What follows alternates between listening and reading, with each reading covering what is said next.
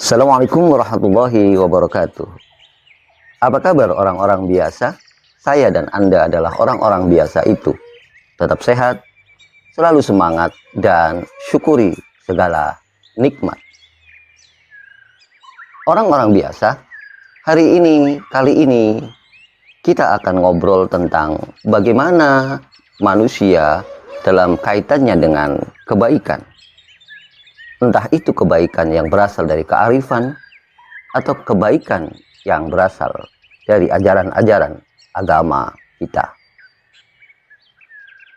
Tercatat di sini ada sebuah kalimat yang berbunyi, "An-nasu fil khairi arba'atun."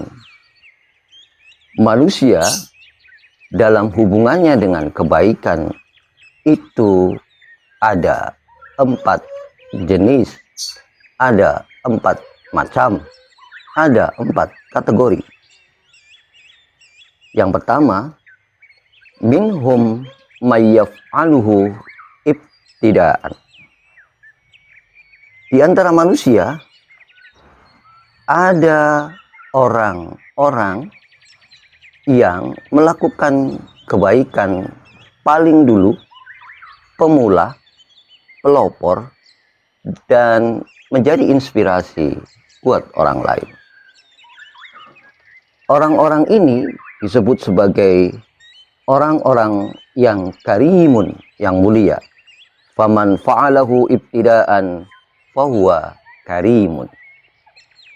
Orang-orang yang terhormat, orang-orang yang mulia adalah orang yang selalu menjadi pelopor, pemula, orang yang mengawali dan menjadi inspirasi bagi kebaikan-kebaikan yang dilakukannya. Setiap kebaikan menjadi hal yang menarik baginya untuk mensegerakan melakukannya.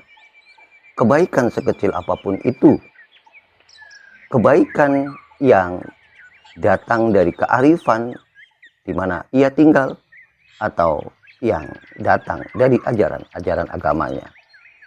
Minhum mayyaf'aluhu ibtida'an.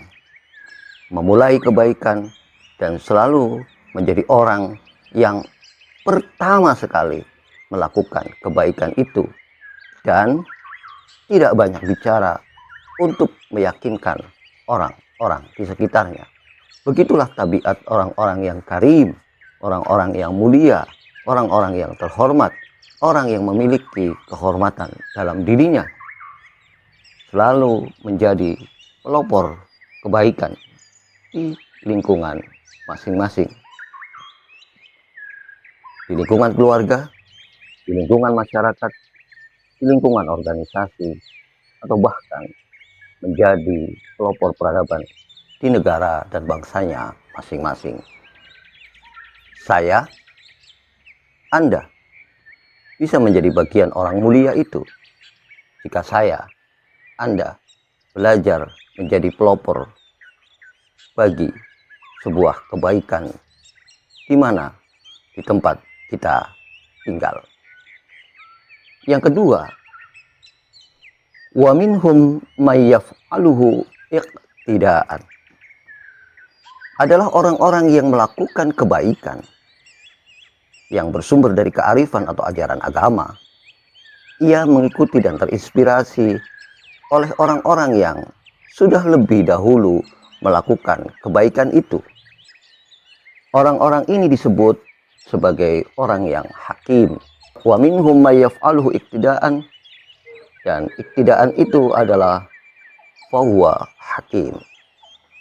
Mereka yang mengikuti orang-orang yang mempelopori kebaikan, entah dalam satu tempat atau di tempat yang berbeda, di wilayah berbeda, yang terinspirasi adalah orang-orang yang bijaksana. Mereka bijaksana karena mereka melihat dengan teliti, cermat, dan terus-menerus kebaikan demi kebaikan yang dilakukan oleh para pelopor peradaban. Begitu ia memahami, mengerti, lalu ia iktidaan, mengikuti pola-pola kebaikan yang dilakukan oleh para pelopor peradaban. Yang ketiga, wa man tarakahu istihsanan fahuwa rodi. Tetapi dalam soal kebaikan pun ada orang-orang yang meninggalkan kebaikan itu semata-mata karena alasan istihsanan, mengambil yang lebih baik. Dan mereka adalah fahuwa rodi. Mereka adalah orang-orang yang menolak kebenaran bukan karena ia tidak suka pada kebaikan yang dilakukan oleh orang lain, atau bukan karena sebab ia menganggap itu bukan kebaikan, tapi ia tahu persis bahwa ada hal baik yang lebih baik dari kebaikan yang ada, sehingga ia meninggalkannya semata-mata karena ia ingin mencari yang lebih baik dari apa yang baik yang sudah ada. Yang terakhir, golongan keempat atau kategori yang keempat adalah mereka wa minhum mayatruku khirmanan, dan mereka yang meninggalkan kebaikan itu sebagai bentuk antipati. Dan orang semacam ini fahuwa syaqiyun. Orang yang meninggalkan kebaikan, orang yang tidak mau melakukan kebaikan, orang yang membelakangi kebaikan karena sebab ia antipati, fahuwa syaqiyun. Orang ini adalah orang yang sengsara, orang yang menderita. Orang-orang biasa, saya dan Anda, dari apa yang dijelaskan di sini kita jadi tahu bahwa tentang kebaikan saja kita harus bersikap dengan bijaksana.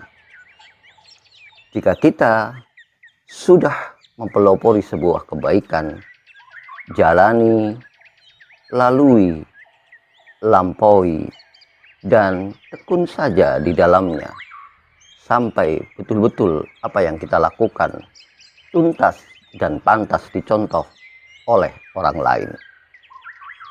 Tetapi juga ketika ada kebaikan yang kita lihat, kita juga harus mencermati, memahami, dan mengerti posisi diri kita, mengukur diri.